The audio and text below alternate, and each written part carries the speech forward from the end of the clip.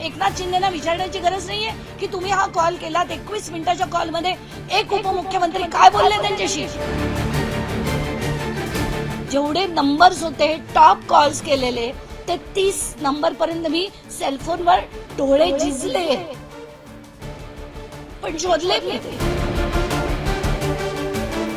लढून बघा एकदा पक्षाचं छत्र न घेता. चॅलेंज आहे माझं तुम्हाला, चॅलेंज.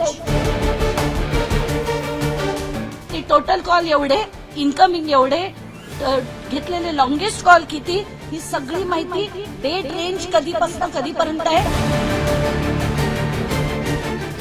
रुपाली चाकणकर आणि अशोक खरात यांच्यामध्ये 177 फोन कॉल. चाकणकरांच्या भगिनी प्रतिभा चाकणकर आणि खरात यांच्यामध्ये 236 कॉल. उपमुख्यमंत्री एकनाथ शिंदे यांचे खरात सोबत 17 कॉल. चंद्रकांत पाटलांचे अशोक खरातला 8 वेळा कॉल. सुनील तटकरे यांचेही अशोक खरातला 8 कॉल. आशिष शेलार यांचा 1 कॉल. हे सगळे आरोप CDRचा आधार घेत अंजली दमानिया यांनी केलेत आणि या आरोपानंतर राजकीय वर्तुळात खळबळ उडाली. सोबतच आता वेगवेगळ्या स्तरातून यावर प्रतिक्रिया सुद्धा उमटत आहे.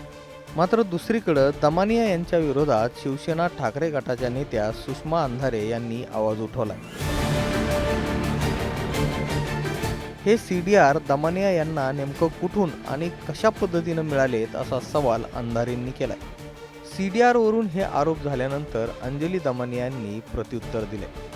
रुपाली चाकणकर, सुनील तटकरे, एकनाथ शिंदे यांच्या सोबतच संजय शिरसाट, मिलिंद नार्वेकर यांचे कॉल डिटेल्स देखील असल्याचा दावा दमानिया यांनी केलाय.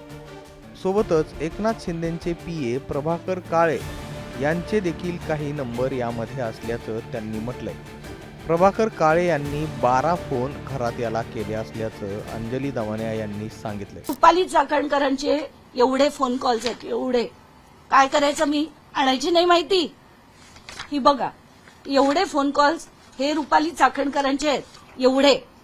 सुनील तटकरेंचे सगळे डिटेल त्याच्यात समरीच अशी येते. अंधारेबाई ऐका, याच्यात ही समरी येते ना, ती टोटल कॉल एवढे, इनकमिंग एवढे, घेतलेले लॉंगेस्ट कॉल किती, ही सगळी माहिती डेट रेंज कधीपासून कधीपर्यंत आहे.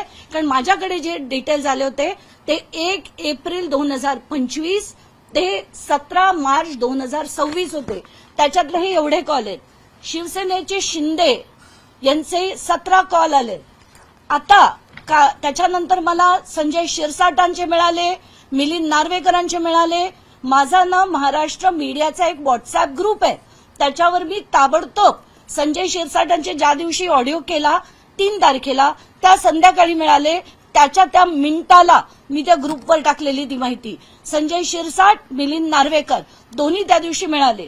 त्यानंतर काल मी एअरपोर्टला बसले होते परत मुंबईकडे येताना, तेव्हा मी सहज म्हणून प्रभाकर काळे जे एकनाथ शिंदेचे PA आहेत त्यांचे काही 6 नंबर्स आहेत, त्याच्यापैकी 2 नंबरवरनं, म्हणजे एका नंबरवरनं 11 कॉल आणि दुसऱ्या नंबरवरनं 1 कॉल, म्हणजे शिंदेच्या 17 व्यतिरिक्त आणि त्या दीपक लोंढे जो केसरकरांचा माणूस आहे त्याचे 189 कॉल व्यतिरिक्त प्रभाकर काळेंच्या फोनवरनं सुद्धा 12 कॉल खरातांना आले आणि गेलेत.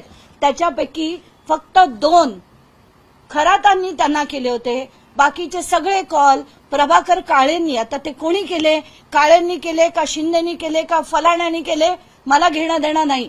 माझा राग या गोष्टीवर आहे की हे सगळे राजकारणी अशा भोंदू लोकांना प्रोटेक्ट करतात आणि ते बंद करण्यासाठी या सगळ्यांना सुद्धा शिक्षा झाली पाहिजे किंवा त्यांचं स्टेटमेंट घेतलं पाहिजे की तुम्ही 17 कॉल त्यांना का केले. रुपाली चाकणकरांनी 177 कॉल त्यांना का केले. सुनील तटकरेंनी, चंद्रकांत पाटलांनी, आशिष शेलारनी सगळ्यांनी कॉल का केले.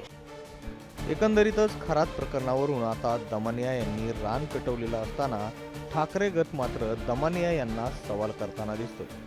मात्र यामध्ये प्रश्न हाच आहे की असा डेटा खरोखर मिळवता येतो का. दमनिया यांच्या आरोपावर शिवसेना शिंदे गट आता काय प्रतिक्रिया देतोय हे पाहणं महत्त्वाचं असणार आहे.